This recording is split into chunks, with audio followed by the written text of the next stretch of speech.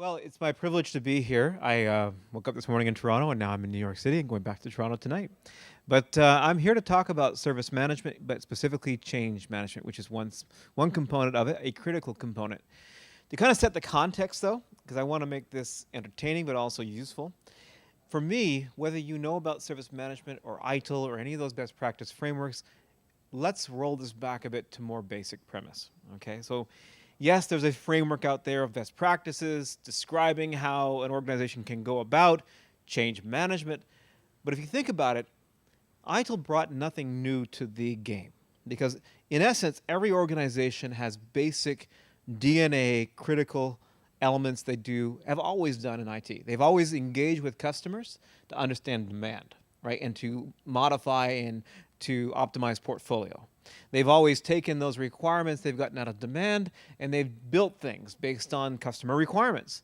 And I hope that they would validate and test and do quality assurance against customer requirements, right? This is basic.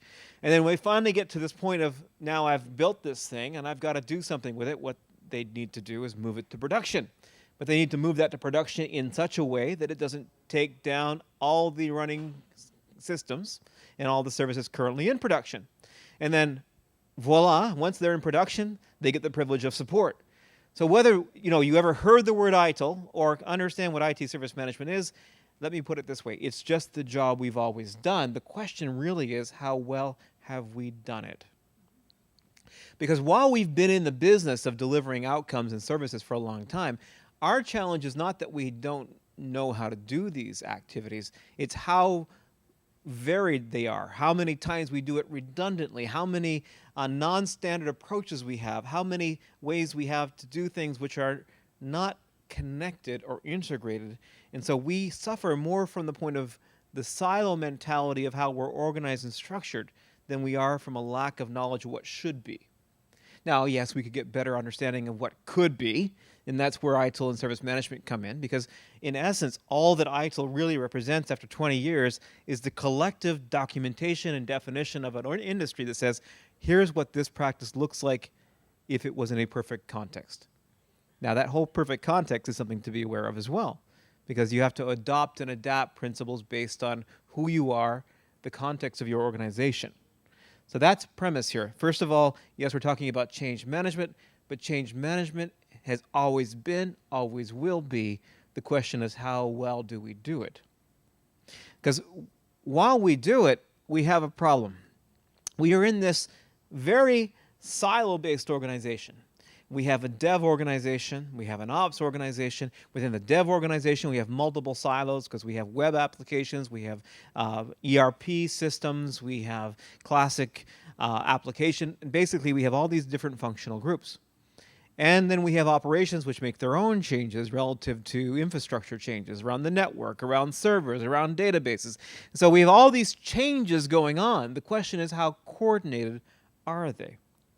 Because one of the interesting things that I've found is that people will say, well, we have change. Of course you do. Because you wouldn't be working if you didn't. My observation, our experience over time, is that while they will have change, they all have their own change.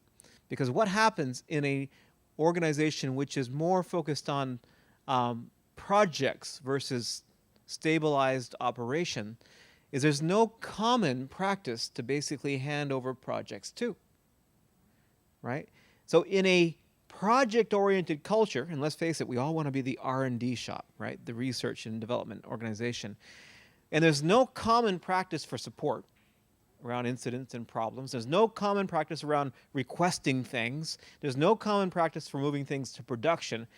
Every project, because of the lack of having standard practice, has to reinvent it again.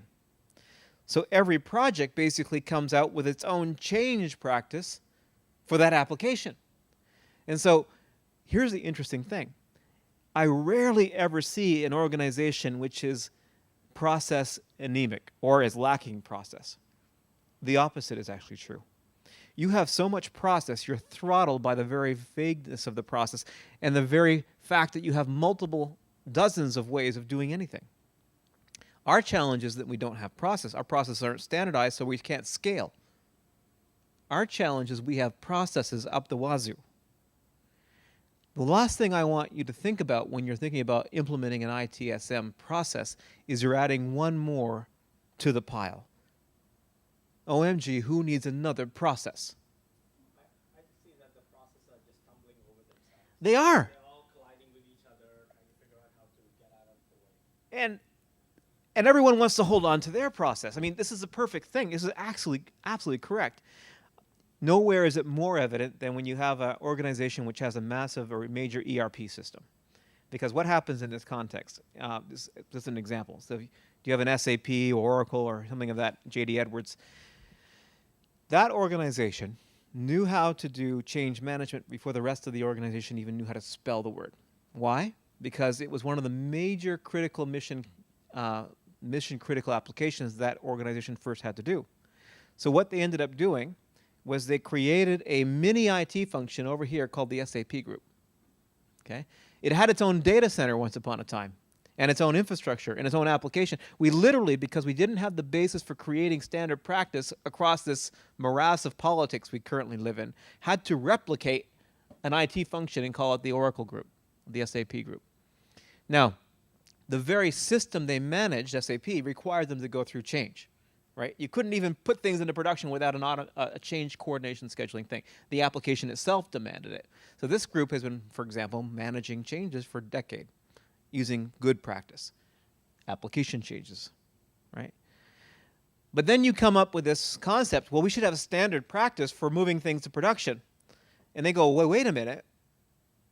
We're fine. Thank you very much. We have a practice. In fact, we knew how to spell change before you even knew how to you even knew it existed. And they'll say, wait, we don't need it because we have a very mature practice. Now, the reality is they're right. They have had a mature practice for a decade. But that's not the problem here. The problem is we have so many mature practices, they're all falling over each other. Because think of it this way. We went through the data center consolidation projects, or you're in the middle of them. You went through the infrastructure consolidation projects, the enterprise application consolidation projects. We now no longer have that dedicated SAP environment. We're in a common data center. Does that sound familiar?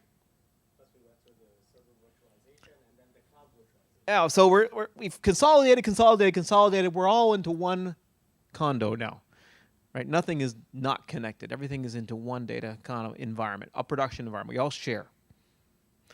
Unless you're a totally diverse organization, which still happens for some companies, but most of them are in a common data environment, data center environment, production environment. The problem with that is we have all these changes landing into the production environment, and they all say, no, I'm good, I have my own practice. The analogy, and I just flew into LaGuardia tonight, as if all the planes coming in from Toronto and all the planes coming in from Philly and all the Pennsylvania, all were coming in, but everybody had their own control tower. But there was only one runway. The interesting thing is, this will get you past an audit. Multiple control towers all landing changes into a production environment that don't talk. But what's the reality going to eventually be here? They're going to run into each other. Right? It happens today. Fortunately not often, but the reality is it doesn't matter how many change practices you have, you need one.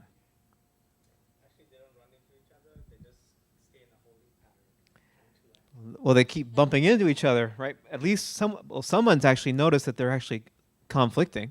So someone's actually thinking about it in coordination. Some organizations don't even get to that point, though. They'll say, okay, infrastructure changes are in this process over here. Application changes are over here in this process. And by the way, because we have cloud providers, they're not even any change process, but they're changing production elements, which have dependencies on other production elements. And so we have this potential for death and mayhem on the runway. You follow? So good intentions, we all do change, yeah. The problem is we all have to have a standard practice. Because here's the rub. Before you ever learn the word good practice or best practice, I want you to think about standard practice. We're in one environment working collectively as one team to move things to production and other things like support, etc. The first goal is standardization, so we don't run into each other. The second goal would be good practice, and if we happen to be designing a new process, why not apply good practice at the same time? But the reality is I would prefer you to talk about standard practice before you ever talk about best practice. Okay. You have to start with a framework and then improve the framework. You have to start somewhere, a framework, and then figure out how to improve it. But you got to stabilize. In fact, there's a lean principle. I'm a big advocate of lean. You cannot improve any process that's not stabilized. How do you improve something that's not stabilized? So stabilize it first. Get the stakeholders involved in that, who have to all agree that their control towers will now work collectively as opposed to independently in this way. And now we will improve. Okay. This is a key premise. The other challenge we have is we're supposed to be working as this collective team. In fact, here is the thing that is most dramatic. Value is generated horizontally across our vertical structures. What I mean by that is the consideration of a value chain or value stream. In principle, the business wants benefits. In fact, if you think about it, this is a COBIT concept. Value is generated by three things. Value to our stakeholders is benefited by I realize the benefit I'm trying to achieve. That's one. Okay, so someone is actually achieving the project or doing the change. I am managing the risk. Okay, so risk management. And the third component is I am optimizing resources. I don't have 5 ways of doing things. I have 1 way. So I'm improving the cost component so that I have the ability to get a better profit. So value realization is 3 basic things. Benefits realization, getting what you're looking for. Risk mitigation, and asset optimization, resource optimization. But unfortunately, in the IT world, culturally, we've always focused on resource optimization as the primary goal. If we can make it cheaper and faster every year, strategy achieved. Ka-ching. Because I've given you my 10% cost reduction this year. Done. But value has to be also benefit realization. Benefits are actually across the board. We have this concept of customer demand coming in the front part of our pipe, which will give me my requirements. I'm going to then be able to plan based on my demand, build based on my requirements, move it to production, and by the way, finally run it. In fact, you could argue that value is never actually delivered until you go to run. Plan build is giving you the potential for value. But here's the problem. We're supposed to be working in this collective value stream, working against common goals, with common beliefs in common practices. How true is that, really? So you mentioned better and faster, faster and cheaper, but not better. Value, from a point of view of benefit realization, is I'm receiving the requirements fit for purpose. So that's the quality component, okay? So benefit realization is I want to achieve something. What is that something is defined. That is the quality component. Quality has to be fit for purpose based on what is the requirement.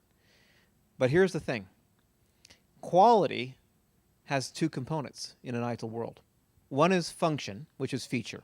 Okay, what does the project, the application have to deliver to actually enable business outcome? What features? That's one set of requirements. The other set of requirements, which is unfortunately not delivered, is the non-functional, because the development shop, because they're focused on things like time and speed to market for new feature, are not talking to production, which have another set of goals, which is stability, which is control, stabilization. So often what's happened is the focus on requirements is feature, or what ITIL calls utility. What we should also be doing in the world of development for value generation is thinking about non-functional or warranty components, like what are the security aspects, disaster recovery considerations, what are the availability and capacity sizing elements we need to consider from the point of view of this. What about production support? What's our support model before we move it to production? How about our management of change side with the people side of the organizational change component? So what's happening, and this is all about DevOps, which is what DevOps is all about, is let's include operations earlier in the life cycle, because now we'll not only focus on feature, function, but also on non-functional or warranty components. Because what happens, and this is where change comes in, change is right here, right? It's the gatekeeper into run. And change is trying to do its best on scheduling and coordination, but it can only schedule planes. It's not going to be the basis for understanding non-functional or quality aspects. This is where release management comes in. And we'll talk about that a bit more in this conversation. But our challenge here is we have two cultures. We have a dev culture who is focused on this set of values, and that's fine because the business want things quickly within a cost-effective way. We have folks over here in ops saying, well, wait a minute, before you pass go, you must then fill out this triplicate document 100 times, right? The problem is it's not one or the other. It should be a blend of both. And so change has to be based on risk, saying due diligence for major risky projects is like this, medium projects is like this, or changes, minor and urgent. So we literally begin to look at what is the change based on risk, because here's what happens. When we don't align the two visions, okay, we have a problem. It worked fine in test. It's an ops problem now.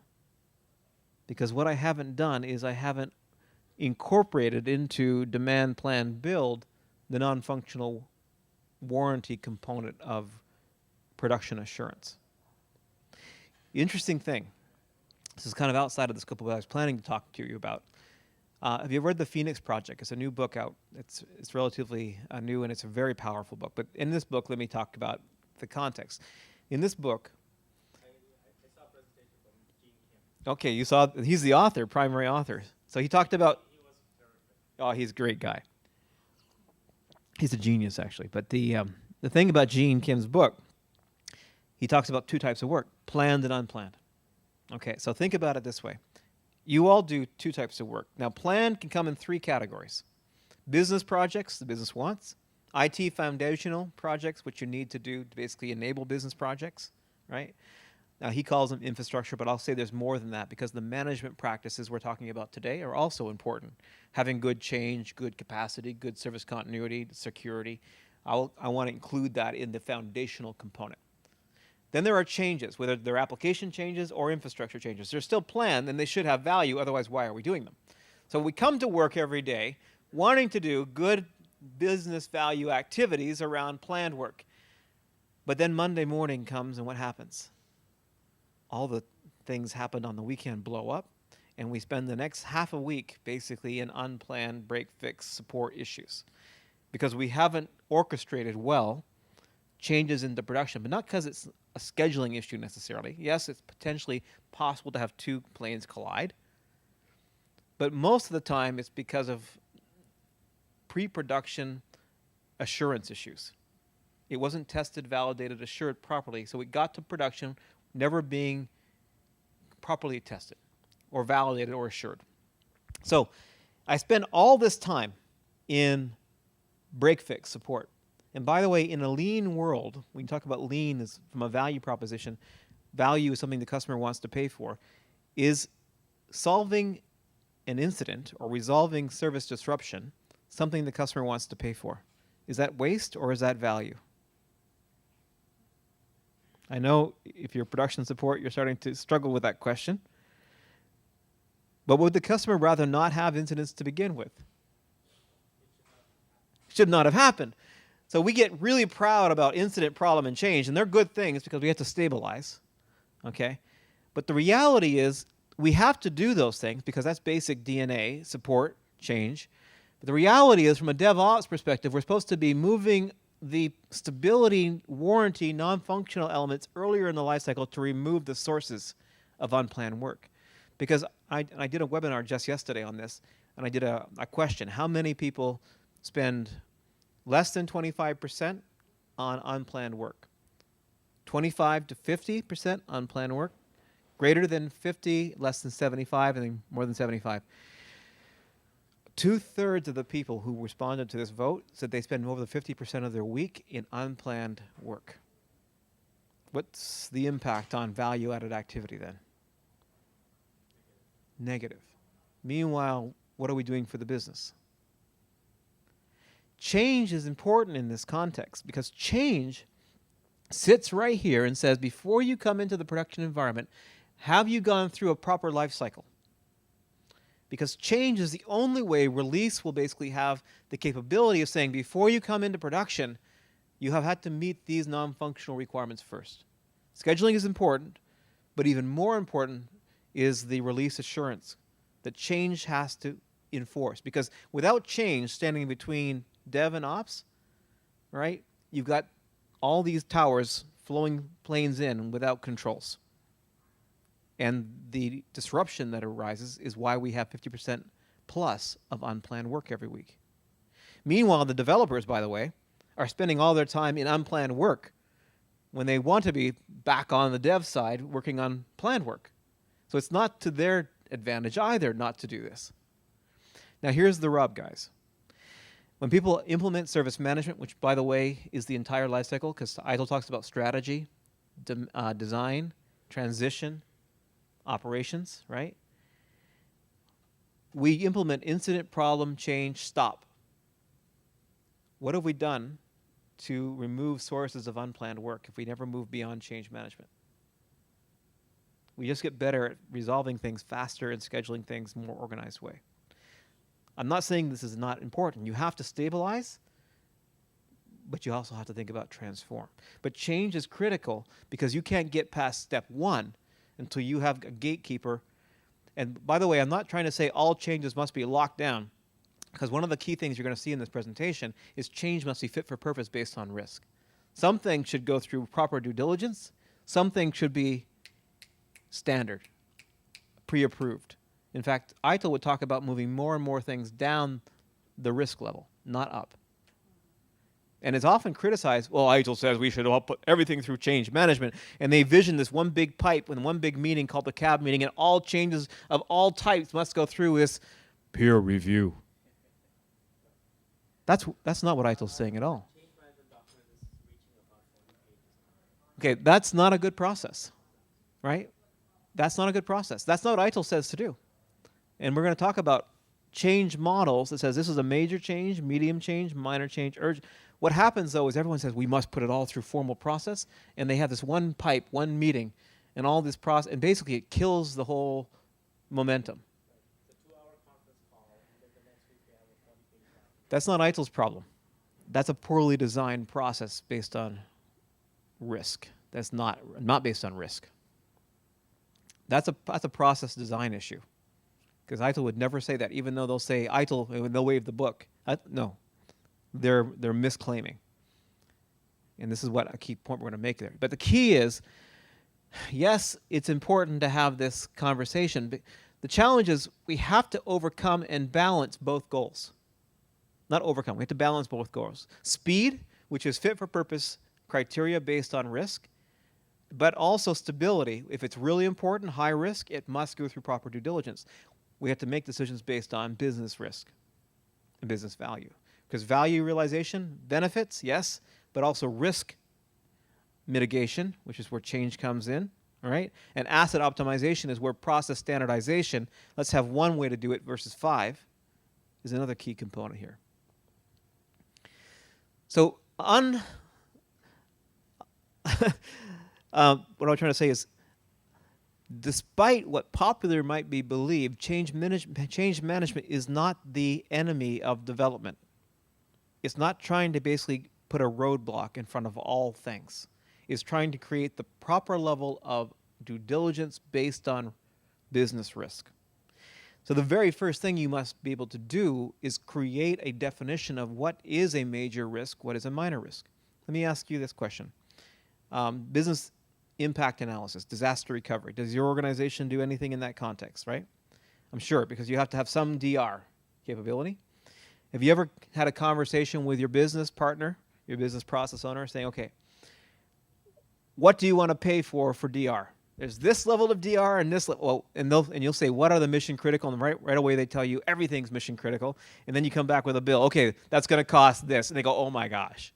All right, so you go through this iterative conversation, but finally, right, so they'll finally give you a list of classifications. This stuff is big, this stuff is less important, right? That's a business impact analysis. What if I took that BIA, where I've already classified all my applications and services based on what they're willing to pay for DR, and then applied it to incident management, because now I know what is a severity 1 versus severity 5, right? But I can also apply it to my change model, because now I can consider what is a major change versus a minor change, because it's all about risk. And if you tell me this is a class 1 business risk application / service, I'm going to want to make sure I do more due diligence on that puppy than I do on the internal SharePoint environment, maybe, depending on how you classify risk. You follow me?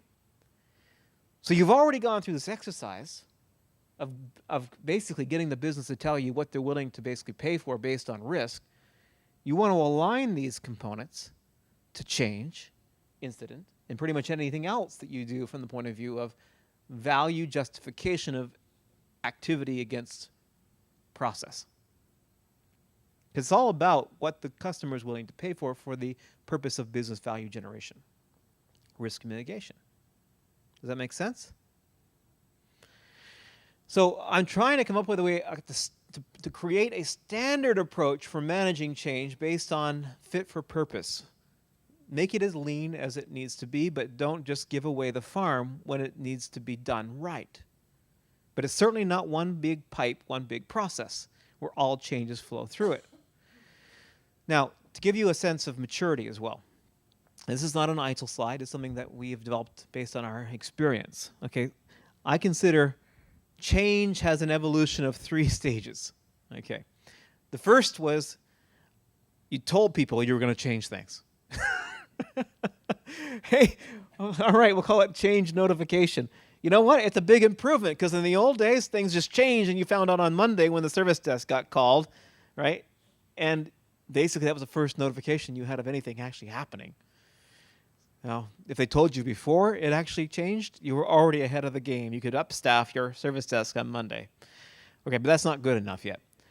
The next level is called change control. Now, change control is not what ITIL calls change management, though what most people call change management is exactly this. Right before the weekend, maybe a Thursday or Friday, I have a change advisory meeting, and everybody has their changes into the schedule, and we all talk about them. And we say yay or nay, but not really, because all we're saying is when can you go live? Do you go live this weekend, or do you have to wait till next weekend? So all we're really doing in this context is telling the airplane it must circle one more time. In fact, we're not approving changes at all. What are we approving in this context? The schedule. Now, it's not bad. It's already better than not having any controls at all. But we're not approving changes. We're scheduling changes. All right. There's another conceptual approval up front.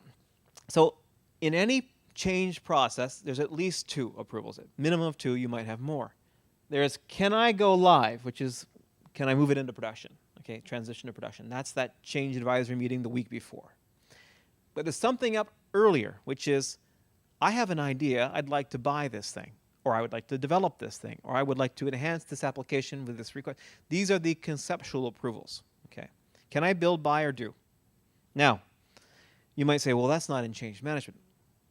Okay, ITIL would say that changes are always approved conceptually as well as to promote the production. But here's the practical side of this conversation.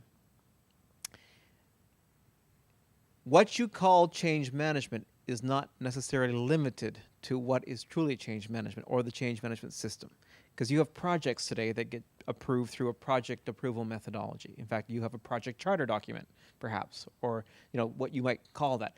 Consider that project charter document as a request for change form for projects. Are you referring to service improvements? Well, you might have an application enhancement or service improvement. So it's business process. Well, there are things which are requiring capital funding, okay, through a portfolio process. We'll call those projects for the moment. Then there are changes which don't require capital funding because they have operational budget. They both could be CSI. This is really about the scale of what you can approve with the existing budget or not. But the reality is either one of those, whether it's an app enhancement, I add a field or a new report, or I'm creating a completely new function, which is a major initiative, they're both CSI. But the key is you probably have 2 different methods for approving that. True? Yeah.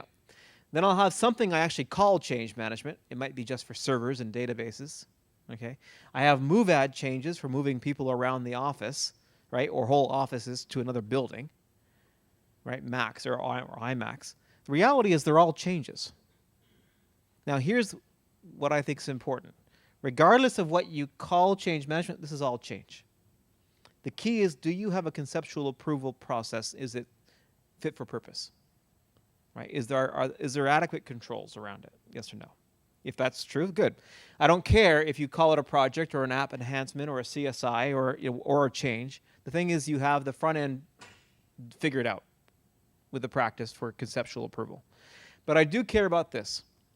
Regardless of the source of change, they all must meet in a common scheduling conversation. Because this is my common control tower, landing planes of various sizes onto a common runway. You follow me? The problem with this is many organizations say, okay, IT projects don't count, and they just flow right through. What's the risk of that when it's not coordinated with all the other sources of change? Do you see the problem? So you must at least all meet in the middle. Now, all meet in the middle doesn't mean you're going through one big change meeting, but you're going through one process for scheduling coordination and defining risk. It's like adding a new landing slot at the airport.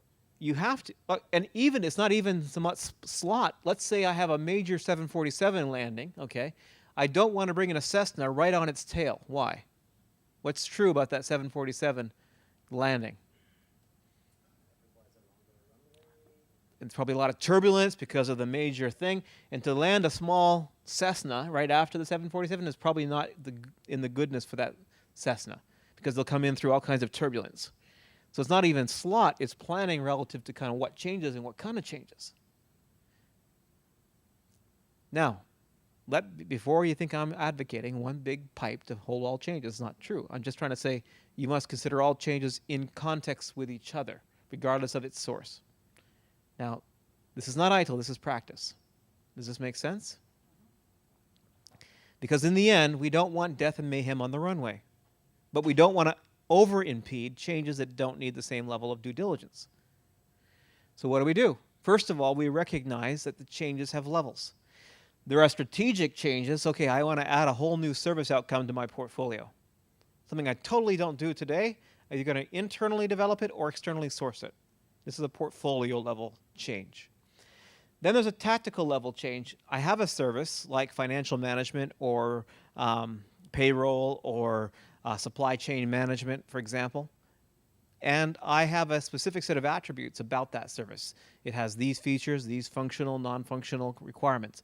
If I change a core attribute about the service, this is a service change. It's a pretty serious change. It's an element of change that requires a change to be approved by a service owner. But then there are operational changes, which mean I want to add a report, right? Or I'm going to change a component which has fault tolerance built in, so when I change this network device out, it's not going to bring down the entire outcome. The level of change will have different authorization requirements. Would you agree? Absolutely. So my change process isn't just down here.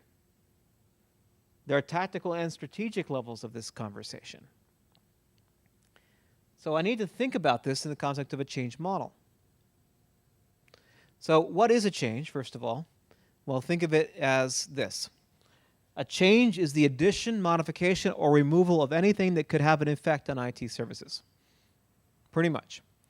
Now, actually, it gets into an interesting conversation if you ever take on the world of config, because config, service asset and configuration management in ITIL, talks about all these configuration items. Could be a server, could be a database, but also could be an application, but also could be a service, right? This is where the service conversation comes in. If I change the IP address on a server, pretty much I'm going to potentially impact, I'm going to take down the server when I'm doing that. That changes the status of this outcome. If I change the memory, or if I increase table space on the database, or I add a new I have to recompile the application and republish it, that's a status change. That's a change, because for a moment, I'm going to impact the outcome for a while. And I have to make sure I coordinate that. But let's say I'm just changing the IT contact for that service. Is that a change? Well, yes and no, because it's not changing the status. So literally you have to think about it in that context. So some things require change management, some things maybe not.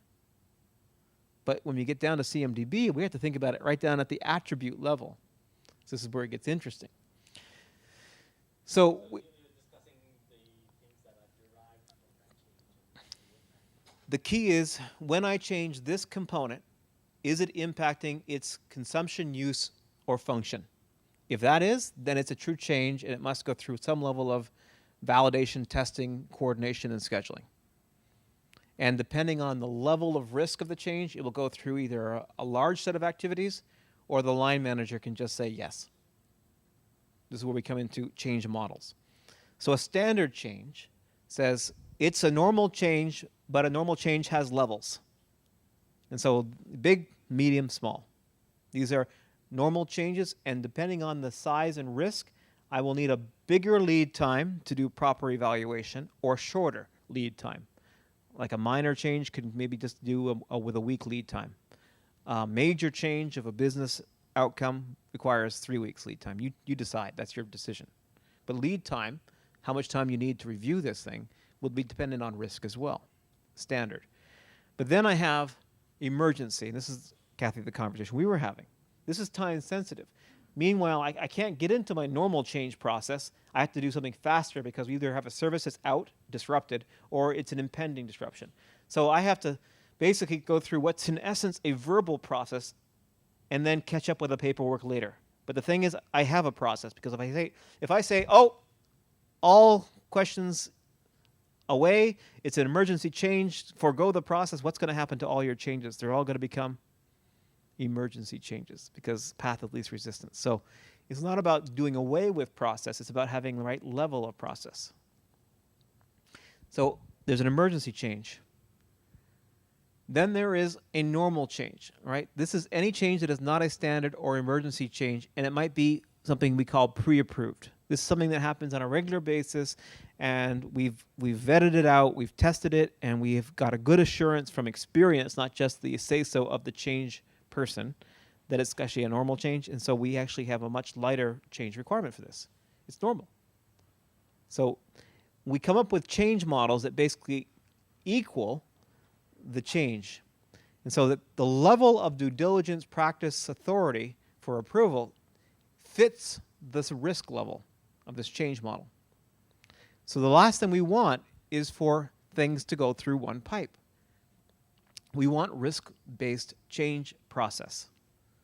So we have the change records, which gives me the sense of what should be in a change as far as information, and the change models, meaning now that I have standard change types, I know what flows and how it flows based on what type of change. The key is, by the way, we share agreement on what these are, because if you just write up a document and say, oh, this is my belief, but that belief is not shared by anybody else, how does that work?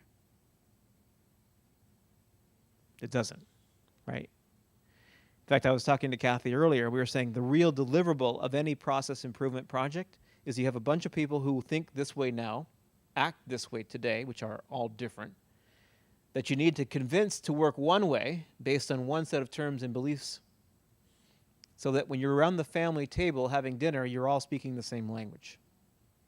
But if you're all speaking different languages with different beliefs, how's that going to work? You're going to be all over yourselves, right? Fist fights. Right? It's that picture up we had earlier. So the conversation here is once we have a common definition of belief, terms, and practice, we can now agree on a common model. Now we get productive. So the last component is, all right, we did the best we could to think about all the possible ways to standardize it and basically fit for purpose this process, leading it out. But sometimes things go awry. And how do we back out? So remediation plans are critical in this component as well. So the process of change is not that complicated. You know, if anyone ever tells you it is, they're wrong. I have someone who creates a request. We record that request. We review the RFC from the point of view of its risk level. Is it a big one, medium, or small? That's the assess and evaluate the change. Based on that, I will have different channels of approval, different channels of review. For example, if you have a medium level change, it's not uncommon to actually have two reviews. A technical group review it, the SMEs, and they all approve it on their technical review, meaning it's not going to blow up or impact something else. And then it goes to a CAB, which are more of a management peer group, and they now review it relative to scheduling, relative to what about all the other changes happening at the same time. So it's actually not impractical for medium and higher to actually have two review cycles, a technical review and a management review. But it doesn't make sense necessarily for things lower, like the minor or standard changes. So again, you're basically defining the change model you're going to use based on this step, which gives you the knowledge of how to coordinate it, authorize it, and finally deploy it, and then close. The principle being here, if I've got different levels of change, I have different levels of authorization, right? Some things are high risk, high cost, and so they go before an executive board before they even come to a CAB, like that project that needed approval. Some things are pretty much standard, and they are just simply approved by the change manager or the line manager. The key is this is not one size fits all. The reality is you have defined a risk model for change. You have predefined the kind of changes that go through it, and you're now testing that the right changes are going through at the right level. And for example, if you find that you have approved a standard change and it starts to blow up, what will you immediately do to the standard change? What would be the obvious result? Roll it back up until they can prove that they can live nicely and, convince you again that they warrant standard change. By the way, who would approve the concept of a standard change? It would be the CAB, which is the peer group. But the goal here is to move more and more down, not up. So the principle is not one big 2-hour meeting. The principle is only the mediums to highs should go through that. And by the way, release should have already determined whether it was fit for purpose, because here is how we do release. And this is actually the least implemented process of transition. Change, we've talked about, has two components. There's promote to production, that's change control. There's conceptual approval up front. Can I build, buy, or do? What should be happening between, which most organizations do not have, is a standard release process that says, okay, once you've predetermined the risk level of this change, here is the standard assurance requirements for that level. Think about it this way. You go to all of your key stakeholders. You go to developers, you go to the business relationship manager role, you go to the client, you go to production support, you go to the service desk, you go to the data center folks, and you literally interview them. What do you think production ready means? And Kathy, do you think they're going to have some opinion on that? The security guys and the architecture guys? You're going to come back, you're going to have this list of 100+ items of handover documentation and communication steps you must do, right? And you're going to go, oh my gosh. All right. But you know what? That 100+ items might make sense for the massive projects, right? But here's what you're also going to do. You're going to now start to say, okay, we got big projects with high risk, high cost, but now here's a medium change or medium release. And here is a minor. So you negotiate down. 100 for this big thing, 75 for this medium, 25 for this minor, and for a basic emergency, these 5 things must always be done. I must version the software, and I must put it into a definitive media repository, a code repository. I must do that, right? These are basic truths. So literally what you do is predefine the production assurance requirements. Both. Right? So that's a basic thing. You would think even an emergency release must do basic things like that. But you predefine it. You don't make them guess every time. So here it comes. Someone has been given the go on build, buy, or do. Okay? They say, okay, congratulations, you've been given the approval for this project. And through the risk model we've run this through, this is a medium. Here are your 75 criteria that you must do. And they're not all, by the way, happening a week before you go live. Some of them are at requirements. Some of them are at build. Some of them are at test and validate. But the problem with that, if we don't have all those things predefined, we come up with different answers every single time we ask the question. And by the way, often it's the project manager who's attesting to what is quality. And what's the problem with that? It's called conflict of interest, right? So here's the conversation. If you've predefined all the requirements that you need for releases based on fit for purpose, based on risk, you've given it to the release builder, the project manager or the developer. They have gone through this activity being guided by what's called a release manager. Now, here's the conversation at the cab, if this is actually working. So we finally get the week before we go live, and in the cab meeting, here's it going. Okay, Kathy, you're the change manager. You say, okay, Troy, I'm the release builder, and sorry, you're the release manager. Okay, so Kathy, you knew about me coming down the pipe for a while. It was a major project, and you had view of that, okay? And you look at the release manager, and you say, are you happy that Troy has met all the requirements, or at least got exceptional sign-off for the ones he hasn't, to the point that production assurance is vetted and validated? I, as a release manager, don't have the right to say that. It's the release builder. I'm the release builder. The release manager, which is the assurance role, the governance role, says yes. He has validated and assured and we have a sign-off for this.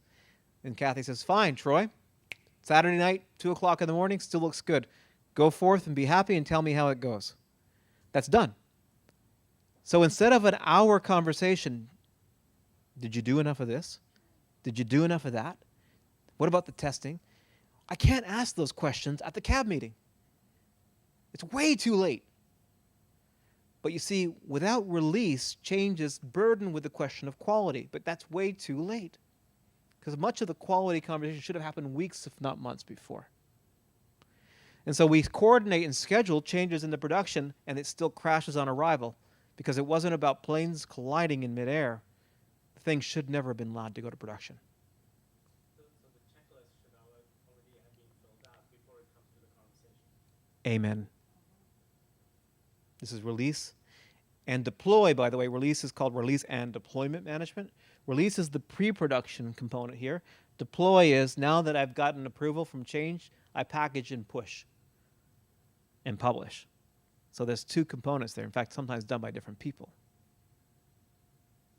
That's when you get improved production stability, and you combine both the change and release conversations together.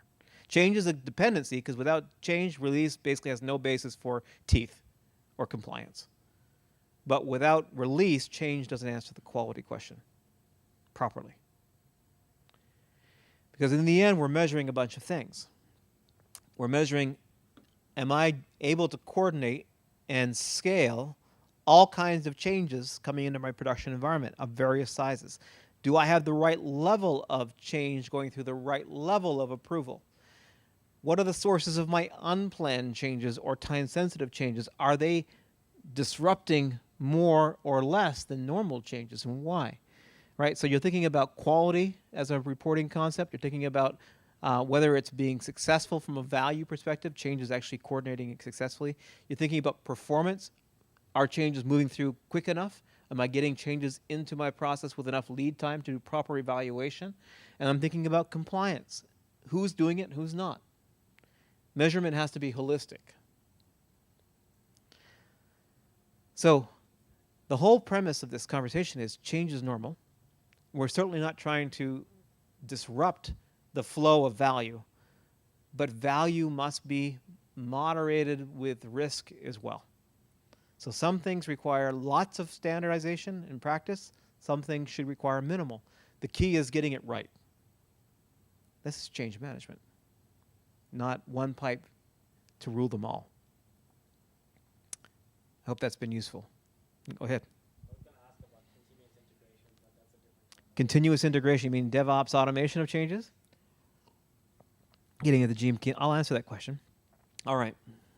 So with... You're in New York City, and this is now Silicon Valley, so All right. every startup company practices. So the premise of virtual cloud, a private cloud, is that everything becomes software, right? Hardware becomes software, configuration of my production environment becomes software, my databases become software. Literally, I can create my entire production environment with script. Everything is a service. everything can be automated for production automation, put it that way. If I have the ability to say, here's a standard server build of a medium server with these configurations, and I have tested and validated that, I can actually create that server build as a standard change. It now gets approved if you use the approved script for promoting or publishing this new virtual machine as part of an approved change. And if you use the approved scripts for publishing and automation, which have already gone through the vetting and acknowledgement that they are pre-approved, we can move more and more things into the pre-approved status, right? So this is what Gene Kim gets into in his book. If you're using templated If you're, setups, they're pre-approved. and those templated setups have been tested, validated as not causing issue when used, they can be moved to pre-approved and just have to record the fact that we've used them. This is consistent with ITIL, where we're trying to move more and more things down into the pre-approved, but they have to prove that they have the right to be a pre-approved. And so they still have to go through the initial validation testing and qualifications exercises. And if they start blowing up when we use them, we roll them back. And now they have to go through a more diligent practice of control and validation, right? Or at least more steps. It's ideal to improve velocity, but velocity has to be proved first. This is where we get the balance of both control and stabilization and time and money. So that principle of everything going to pre-approved status and automation works with virtual cloud when everything is a virtual object. Very few organizations have actually got there yet. Right? So we're still working a lot with brick and mortar and physical device, with many hands in the pudding. But that's where he's going with that argument. I know I've gone over my time here a little bit, but that's a good question. Can you answer one more question? Am I okay to answer one more question? Okay, yeah, absolutely. Please explain pink elephant. You know, in the days of Google and Amazon, that shouldn't be so hard anymore. No, just 20 years ago. sometimes there's some logic behind it. There is, actually, there is. So actually, Pink Elephant is actually one of the oldest and largest organizations who do IT service management training and consulting. We're over 20 plus years old. We were part of the original ITIL project team for the British government. But the way it started, the company started, is kind of an interesting. There were 3 university students in the University of Delft in the Netherlands, okay? And they were working on the graveyard shift in Dow Chemicals, and they were pulling off the print jobs off the massive printers. Remember those days? Right? Now, this is when they used cheap student labor at night. But they were doing this for recreational funding. They went to school during the day, and they worked in the data center at night. Dow liked this going on so much, they said, well, listen, do you have any more frat brothers and sisters that we can use for this job? And so they ended up creating a student works project that said, okay, we'll create a little company of students who will work with Dow Chemicals and Shell actually after that as well. And they had to come up with a company name. The thing is, it was never supposed to be a formal company. It was 3 university students who were creating a student works. Yes, there was a bar. And yes, there was a drink called Rosa Elefante, a beer. And so they called the company Pink Elephant, right? And it was not supposed to be this company that would last another 20 years. But actually, it became so popular, and one of the university students kept going. The 2 others went on to, pursue their engineering degrees and careers. And so, while we started as a student works company, we kept the name because after, starting and we talked to our customers, about a decade later, we wanted to change our name to something more respectable. They said, no. Now that we know the name, we love it. But you think about it now, it's not that strange. In the days of Google and Amazon, and it's all about marketing, right? Our owner says that with a name like Pink Elephant, you either have to be really good or really funny or both. But I hope you found this interesting this evening, Excellent. right? Because this is all about reality. So thank you very much.